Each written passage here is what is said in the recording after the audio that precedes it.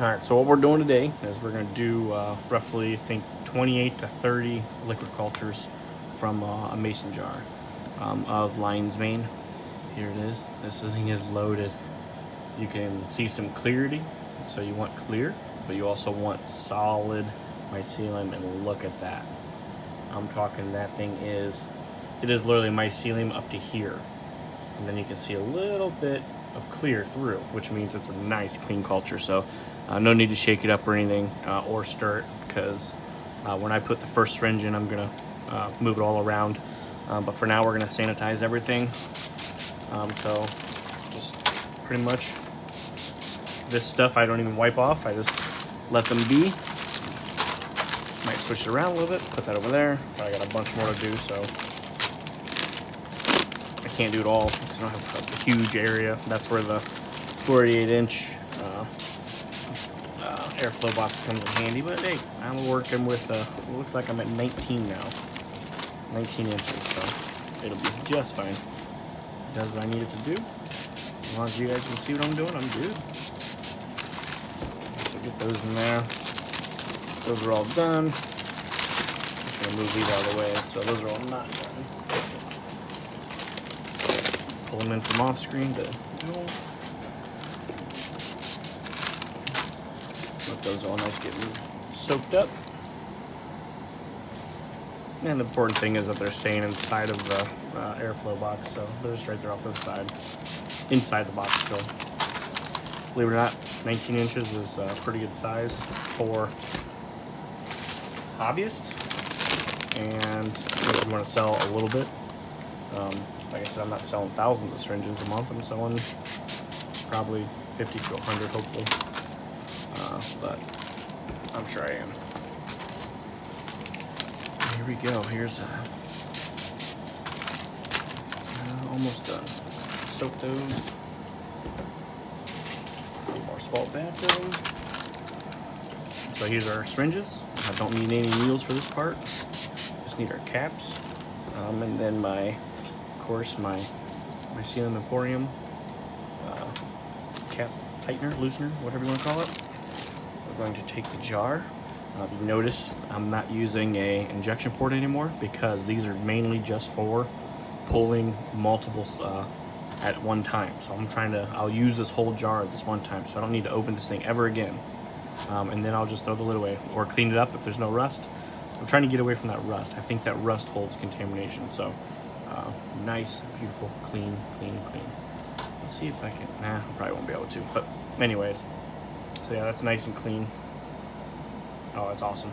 Anyways, I'm gonna spray this down lightly. I'm not gonna spray too much on the top because I don't want to soak the filter and let stuff come through.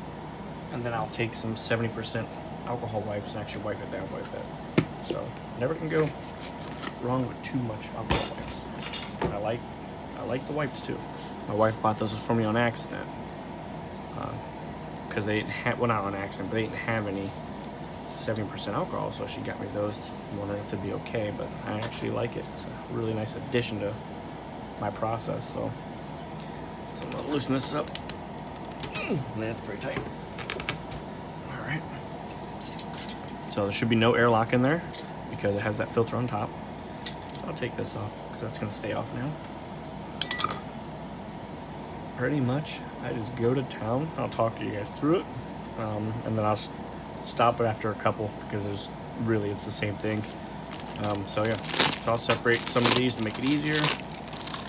I'll separate them all actually. So I'll make the singles. So this is how you make liquid cultures. The recipe for the LME liquid solution is online. There's tons of videos.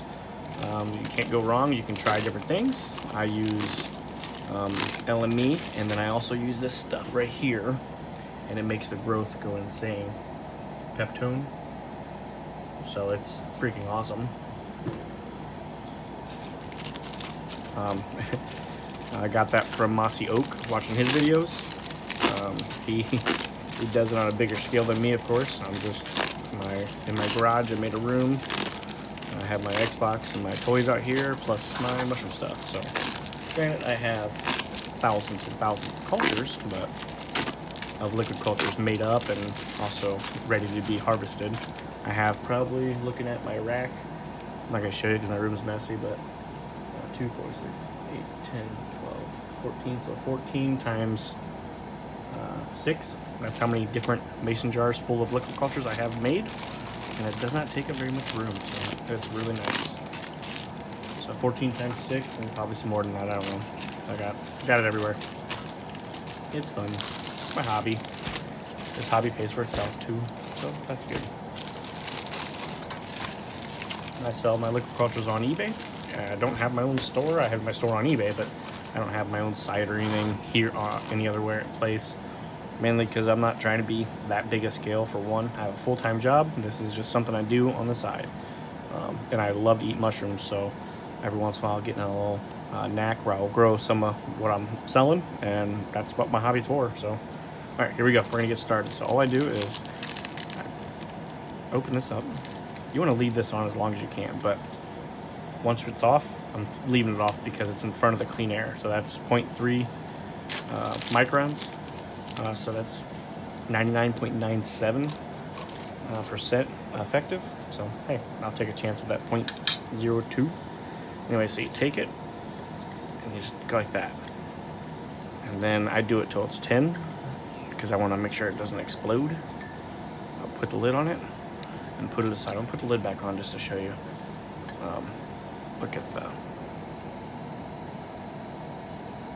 I don't know if you can see the mycelium in there, but it's loaded. That's a good one. And this is Lion's Mane.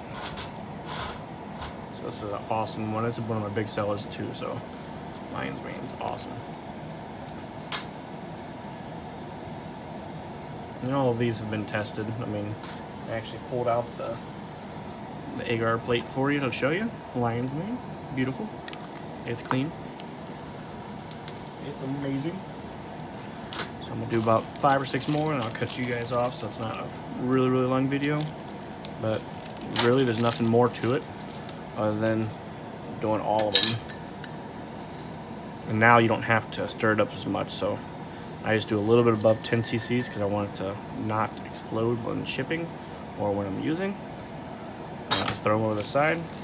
You can leave them in the airbox area if you want. I just throw them right to the side, don't matter, because they're in their final packaging. So minus what I'm gonna ship it in, but all right.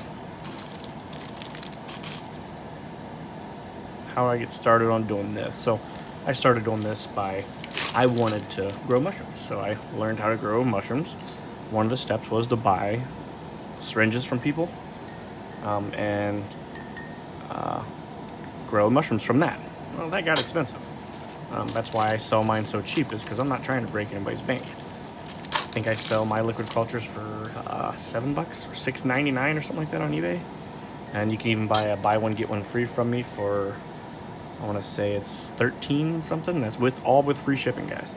So I learned how to make the liquid cultures myself. Saved myself a bunch of money. Obviously, you had to upgrade your equipment a little bit to try to stay that sterile all the time. So I had to make a still air box, which I wanted to do anyways. I did not go full scale with the $1,200 ones. I came up with my own, which is, I think it's $67 or $97 for the filter itself. And then I literally have a house purifier, which I found at a thrift store, which is a really good one. It was originally $350, but I paid $40 for it. Took out the filters from that, and I used that as my blower. So $40 for a blower. And then I made cardboard, you can't really see it, but the outsides and everything, cardboard ductwork. And it has perfect results. Like I have not had no issues since doing this.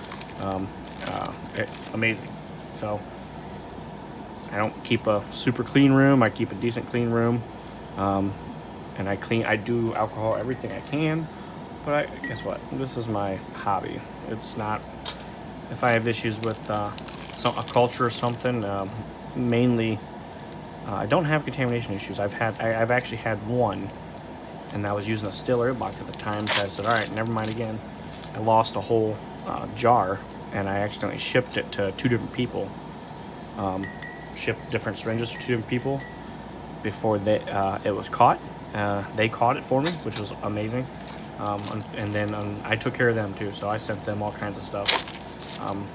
Just because, you know, you don't know. This is a hobby that is very, very, very strenuous on, has to be perfect. Like, you have to, has to be clean. There's no other way around it. So, so I relied on them to, well, they had contamination. So they contacted me and said, hey, just letting you know, I got contamination in this one culture. I'm not sure if I'm doing something wrong or if it's your culture. I said, oh no, it's probably my culture. Even if it wasn't, it doesn't matter.